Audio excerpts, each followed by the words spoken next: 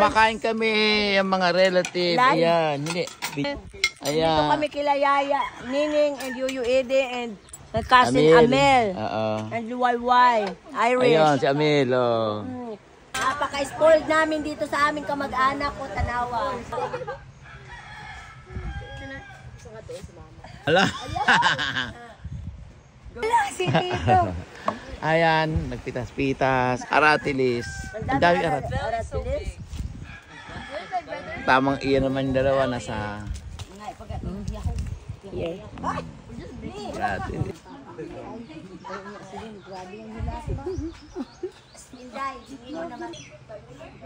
Naamas na yung lang bikimti. Oh, yan. Pag nakuhi ka nang putol na po. Ihihan na lang siguro na.